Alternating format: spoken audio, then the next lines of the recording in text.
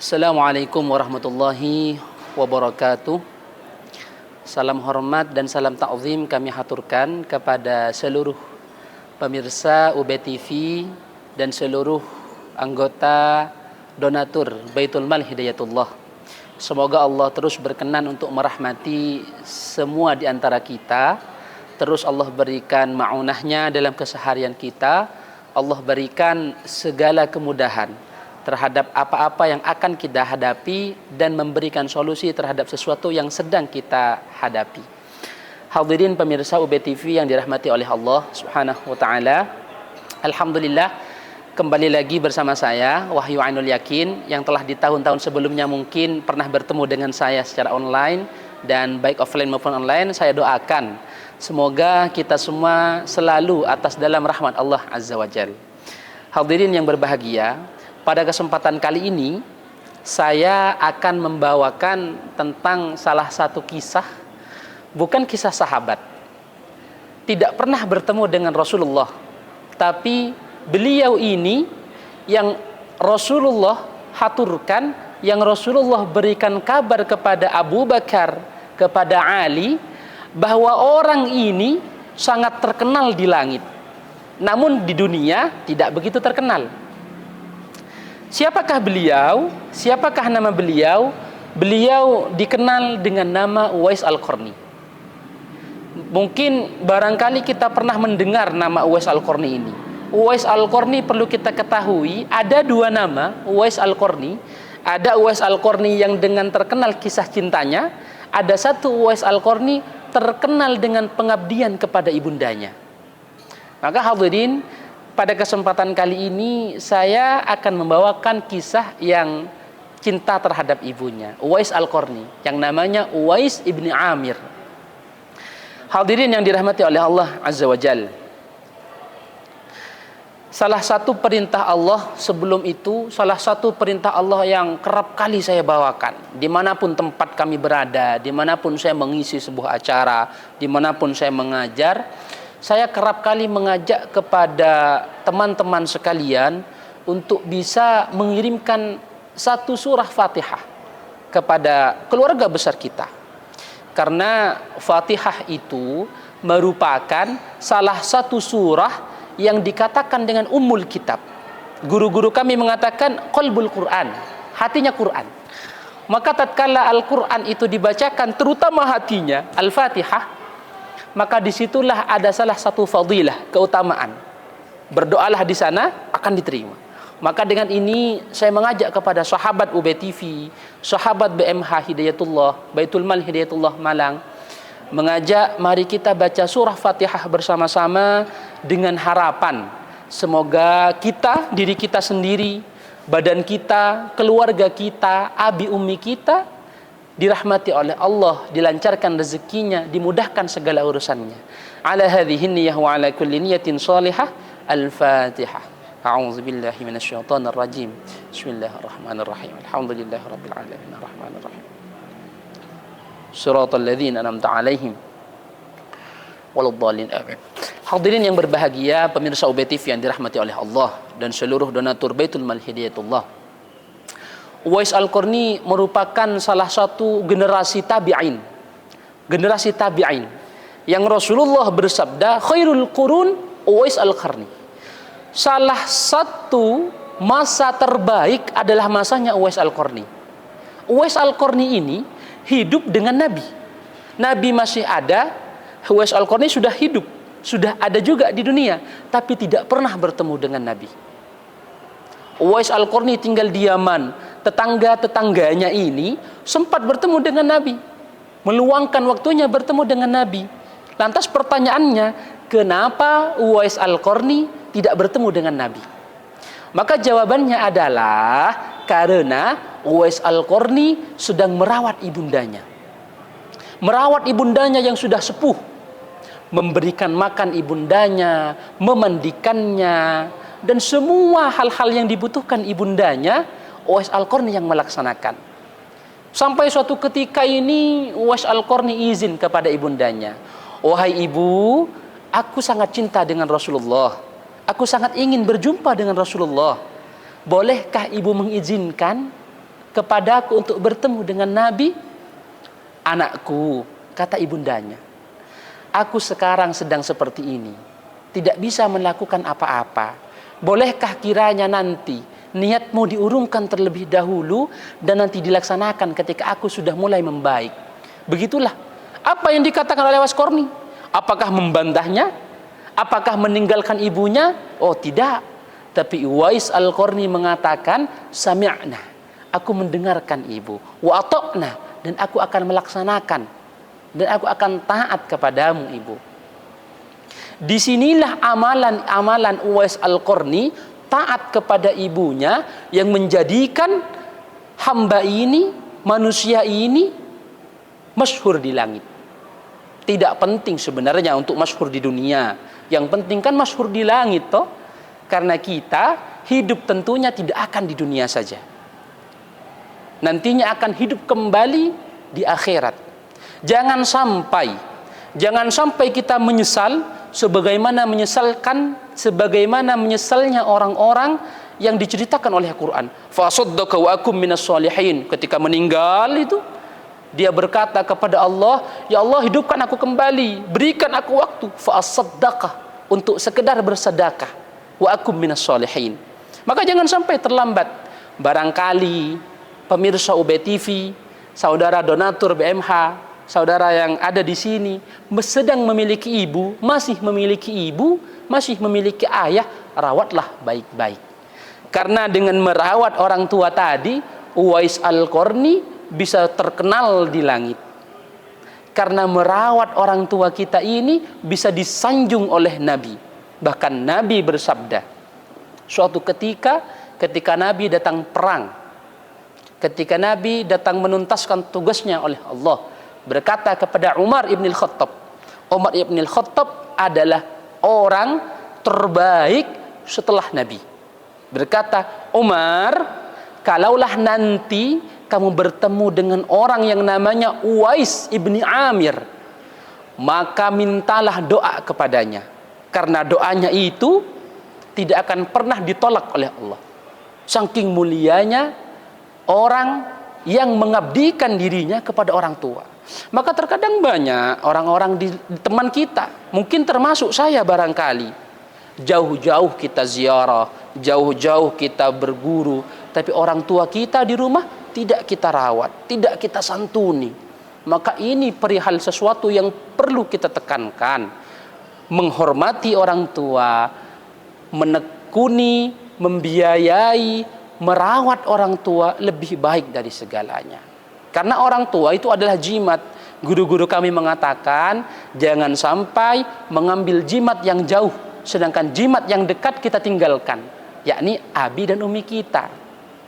Hadirin pemirsa yang dirahmati oleh Allah, kembali kepada cerita ketika merawat Nabi, ketika merawat ibunya Uwais Al-Qarni yang bernama aslinya Uwais ibni Amir, ketika merawat ibundanya bukan orang yang berkecukupan. Oh tidak. Uwais Al-Qarni ini adalah orang yang miskin kala itu. Baca di kitab Hilyatul Auliya. Miskin. Uwais Al-Qarni posisi ekonominya tidak seperti mungkin banyak orang-orang kaya, tapi Uwais tidak. Uwais merawat dengan kegigihannya. Bahkan dikatakan makannya Uwais Al-Qarni ini pernah makan di sampingnya anjing. Jadi suatu ketika Uwais Al-Qarni sangat lapar kala itu, dia pergi ke tempat sampah memilih yang sudah dimakan oleh orang-orang yang dibuang. Sisa-sisa dia pilih. Dipisah jadi 3 Uwais Al-Qarni. Dipilih kemudian dijadikan 3. Pertama adalah makanan yang paling jelek.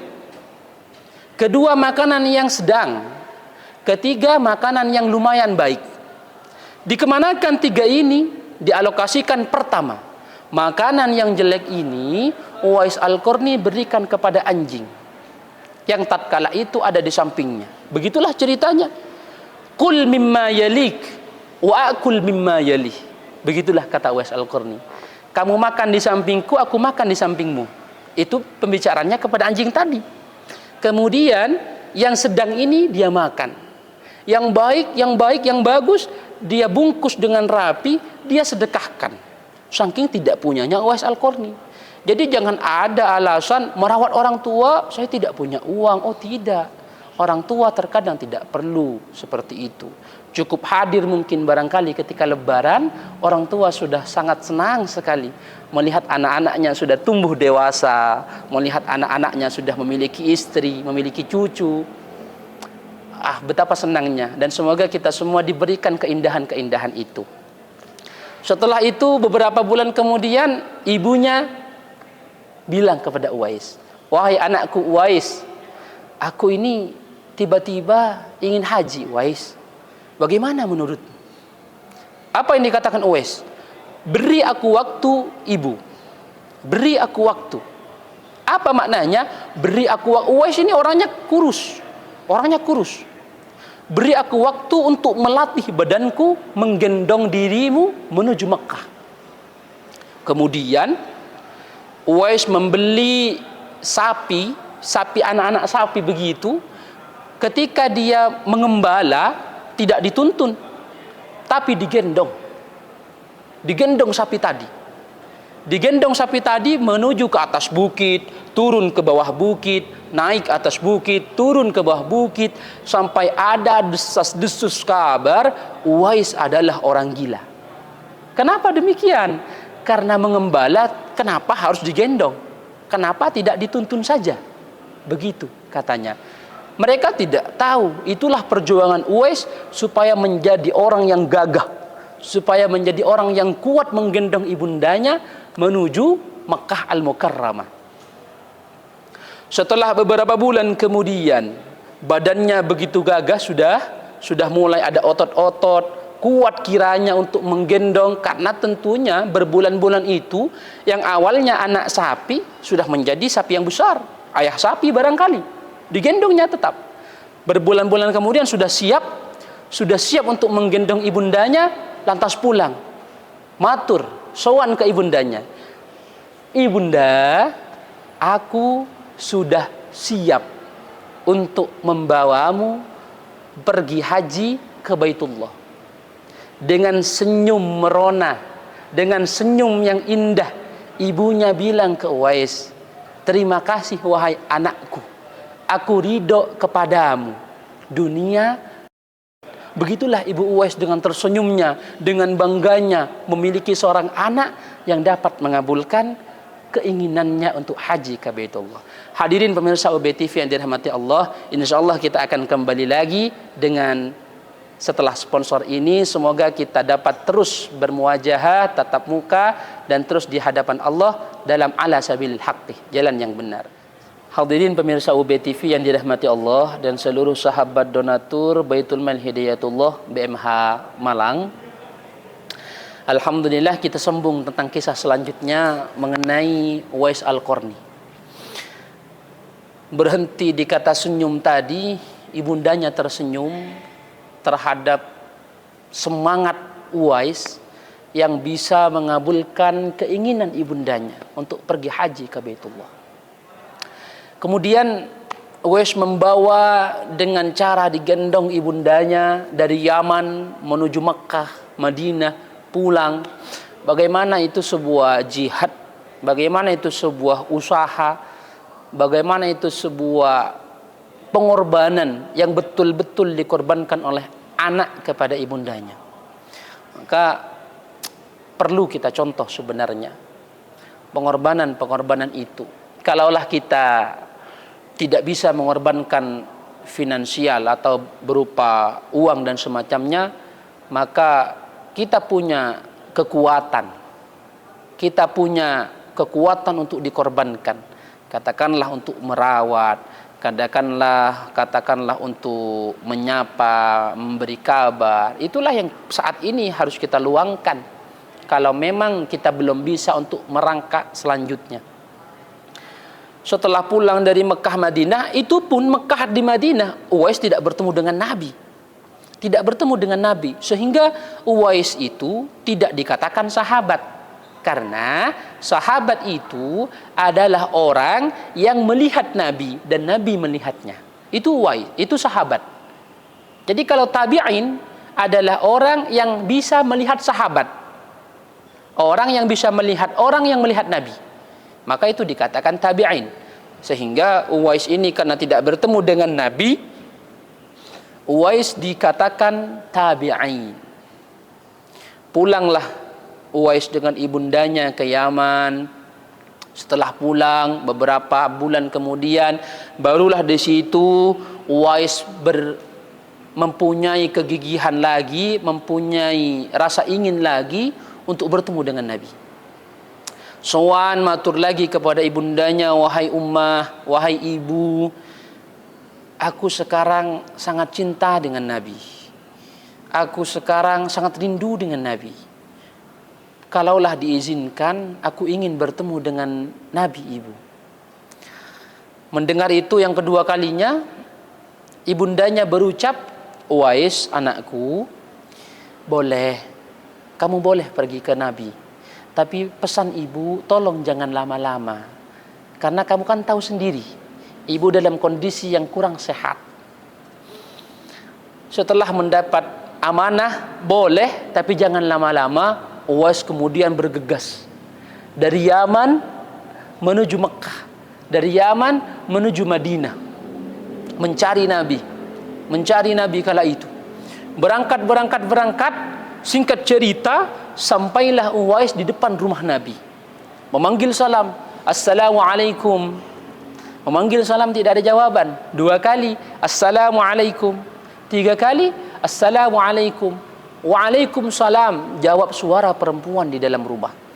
Yang ternyata di dalam itu ada Siti Aisyah. Siti Aisyah kemudian berkata, ada apa? Saya ingin bertemu dengan Rasulullah, Nabiyuna Muhammad. Aisyah berkata, Rasulullah sedang tidak ada. Rasulullah sedang keluar bepergian. Kalau mau, silahkan menunggu. Menunggulah Uwais itu. 1 hari Uwais menunggu. 2 hari masih tetap gigih untuk menunggu. 3 hari, inilah baru goyah di hari ketiga. Terngiang-ngiang perkataan ibu, jangan lama-lama. Kondisi ibu seperti ini, nak. 4, 5 sampai 1 minggu Uwais ini tidak berjumpa dengan Nabi. Nabi belum datang, Nabi belum rauh. Kemudian karena Uwais ini dilema, antara mana yang harus dipilih? Apakah saya harus pulang atau saya harus tetap menunggu di sini? Berfikirlah Uwais di mana yang paling benar, di mana yang paling bijak. Maka Uwais memutuskan untuk pulang ke Yaman, merawat ibundanya kembali. Walaupun dengan menelan pahit tidak bertemu dengan Nabi, Uwais pulang ke Yaman. Datang ke Yaman, ibundanya menyapa Uwais, Uwais anakku, bagaimana? Bertemukah dirimu dengan Nabi? Uwais dengan sedih, lesu, tertunduk, berkata kepada ibunya, Ibu, aku sudah sampai ke rumah Nabi. Namun kala itu Nabi tidak ada, ibu. Saya tidak sempat untuk bertemu dengan Nabi, wahai ibundaku tercinta. Kemudian ibundanya memeluk Uwais, tidak apa-apa anakku, tidak apa-apa. Mungkin inilah takdir Tuhan, mungkin inilah takdir Allah. Terima saja, sabar. Begitulah Uwais. Sabar dia mengikuti aluran ibunya. Sampai suatu ketika ibundanya meninggal dunia. Kemudian Uwais ingin bergegas pergi ke Rasulullah, dan ternyata Rasulullah kala itu pun juga sudah meninggal. Sehingga tidak ada kesempatan Uwais untuk bertemu lagi dengan Rasul. Karena ibundanya meninggal, sudah tidak ada yang bisa dirawatnya lagi. Uwais ingin ke Baitullah, Uwais ingin ke Madinah bertemu Nabi. Nabi pun juga meninggal. Dirundung pilu itu, dirundung kesedihan itu, ada Umar ibn al-Khattab. Ada Umar ibn al-Khattab menyapa rombongan dari Yaman yang tatkala itu ingin berdagang. Adakah di antara kalian yang bernama Uwais ibn Amir? Kata Umar. Bertanya lagi Umar, adakah di antara kalian yang bernama Uwais ibn Amir? Uwais yang kala itu memang tidak terlihat oleh orang, tidak terkenal di dunia, bukan pujangga, bukan pejabat, orang biasa saja. Datang, "Naam, ana ya Umar, aku Uwais. Ada apa? Benarkah dirimu dari Yaman?" "Benar." Benarkah dirimu dari suku Qarn? Benar. Lantas ada satu tanda yang itu menandakan Uwais. Bahkan ini disabdakan Nabi. Apakah dirimu mempunyai belang sebesar 1 dirham? Jadi Uwais itu kena penyakit dulu. Kena penyakit belang, panu kira-kira seperti itu. Tapi sembuh, hanya meninggalkan 1 dirham saja di punggungnya sini. Maka di situ kata Nabi, kalau kamu ketemu Uwais, ciri-cirinya dari suku ini, ada tanda belangnya di sini, sebesar dirham, kata Nabi. Umar mencarinya, Umar Faruk, astagfirullah, Umar ibn Khattab. Umar ibn Khattab mencarinya ini. Apakah kamu punya tanda itu? Naam, saya punya, wahai Amirul Mukminin, kata Uwais. Tolong doakan aku, Uwais. Uwais terkejut kala itu. Lah, seorang Amirul Mukminin meminta doa kepada saya, yang bukan apa-apa di dunia, tidak menjadi orang yang menonjol, manusia biasa saja. Kenapa meminta kepadaku, Umar? Maka Umar ibn Khattab berkata, Uwais, Nabi dulu pernah bersabda bahwa ada dari yang bernama Uwais ibn Amir, orang itu terkenal masyhur di atas langit. Terkenal sangat. Di mana terkenalnya? Di malaikat-malaikat tentunya. Menjadi bahan obrolan para malaikat. Tapi di dunia tidak terkenal. Maka kalau kamu Umar, kalau kamu Ali bertemu dengan yang namanya Uwais ini, mintalah doa. Doanya tidak pernah tertolak oleh Allah Azza wa Jalla. Maka disitulah Uwais menangis. Uwais menangis. Aku memang tidak pernah bertemu dengan Rasul, tapi aku pernah ada di lisannya Nabi, diceritakan oleh Nabi. Menangis terharu kala itu. Kemudian Uwais berdoa kepada Allah, memintakan ampun untuk Umar. Kemudian terus bercerita tentang Nabi, kisah-kisah kasihnya bagaimana, tentang kenapa sampai tidak bertemu dengan Nabi, dia bercerita. Maka disitulah satu amalan saja, mengabdi kepada kedua orang tua. Merawat kedua orang tua. Yang orang tuanya masih ada, mari kita sama-sama rawat orang tua kita dengan baik. Berikan kebahagiaan-kebahagiaan bagi teman-teman pemirsa UB barangkali yang merantau di sini. Abi saya dulu ketika saya akan pergi merantau ke Malang, beliau pernah berwejang kepada kami. Kata Abi begini, saya laki-laki, kamu pun juga laki-laki, nak. Nggih, Abi. Maka saat ada di perantauan, kirimkan cerita manis, cerita pahit ditelan dengan sendirinya. Jangan sampai cerita pahit diberitakan kepada ibundamu, ummimu, keluargamu. Begitulah kata Abi, seorang laki-laki yang ada di perantauan. Maka sampai saat ini saya menerapkan wejangan itu.